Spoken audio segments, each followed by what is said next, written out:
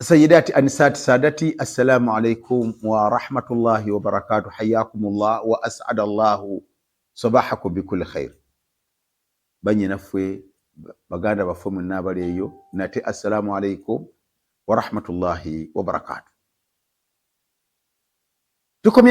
تكم يو ناتي كحديثي يفجتوا نيونيورا نتوغيرا كوانيا جتوا نتمربا يومرو بن الخطاب رضي الله عنه. Kati twagala olwaleero twogere ku hadithi yennyini.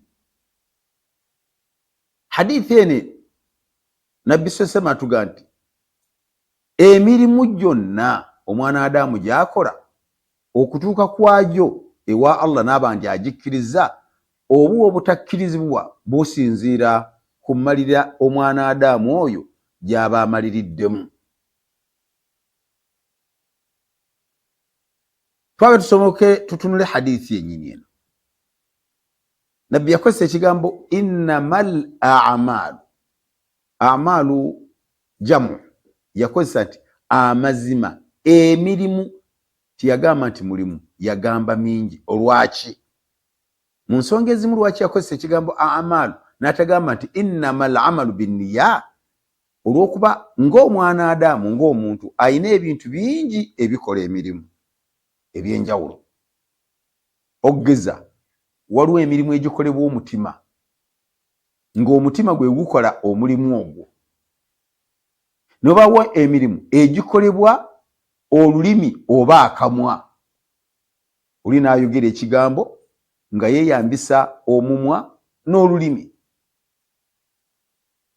Egyasoose mutima gwe gugikola. Namba 2 mumwa oba lulimi lwe lukola emirimu egyo. Namba 3 ebiyungo ng'emikono, ng'ebigere. Kyavala nti Nabbi Muhammad sallallahu alaihi wasallam mu hadithi muno yagamba nti innamal a'malu, amazima emirimu gy'omwana Adamu, ng'olwagasse emirimu egikolebwa omutima, agasseeko emirimu egikolebwa omumwa oba olulimi, agasse emirimu egikolebwa ebiyungo ng'emikono, ng'amagulu. Kyavaga nti innamal a'malu binniyati, ng'okutya Allah ekyo kikolebwa mutima, okwesigamira Allah ekyo kikolebwa mutima, si mikono era si lulimi, kyetaagisa na kumala kukyatula.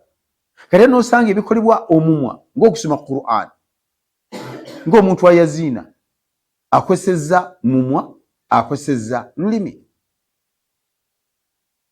Kati mulimu ate okukozesa emikono, ozimba masjidi, osima bowaholo, ozimba ssomero, mikono gye gikola.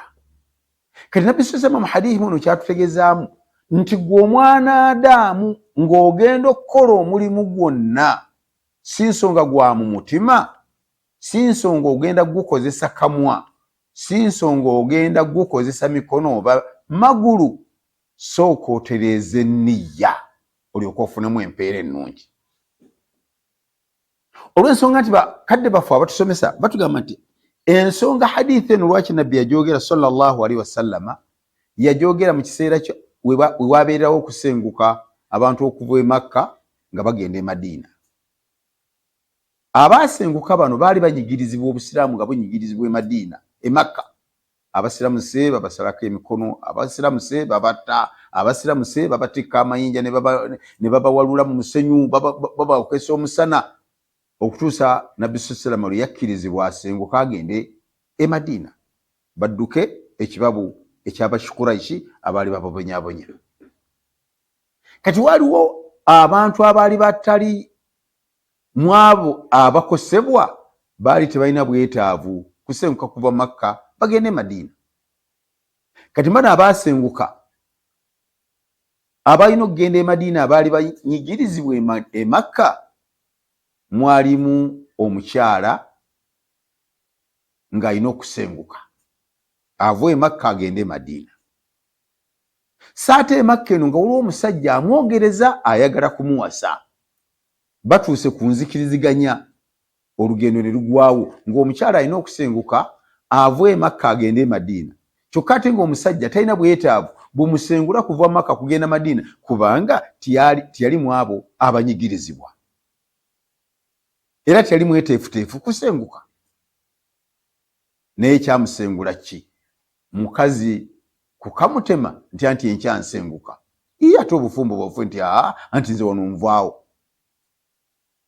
Omusajja namugamba nti ate ensonga yaffe nti ensonga yaffe ejja kukoma kubanga nze Makka nvaamu ngenda Madiina. Bw'oba okyayagala okumpasa senguka tugende naawe Madiina. Awo diiru eryoke ekutuke. Omusajja ono yalowoozaamu omukyalo ono amusubwe. N'agamba nedda.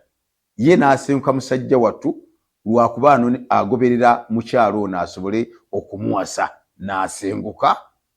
Ensenguka ye nabbi kyatutegeeze wano nti ensenguka y'omusajja ono yali anoonya kuwasa mukyalo ono, era ye okusenguka kwe kwawandiikwako nti yasenguka lwa mukyala. So bali abasenguka olw'Obusiraamu bawandiikwako nti basengutse lwa ddiini ya Busiraamu.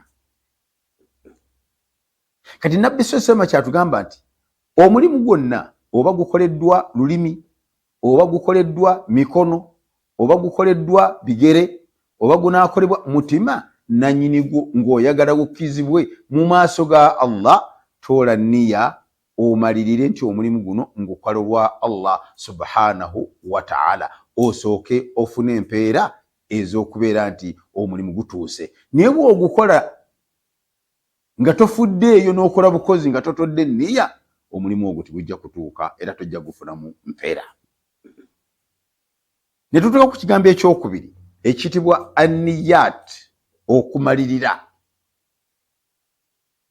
Okumalirira nno kuno kutwawulira ebintu bisatu. Nniya, okumalirira, kwe kutuyamba okwawula emirimu gya Allah n'egitali gya Allah. Nkiddamu, okumalirira, omuntu kwamalirira ng'agenda okukola omulimu, kwe kwawula wakati w'omulimu ogukoleddwa ku lwa Allah n'ogutakoleddwa ku lwa Allah.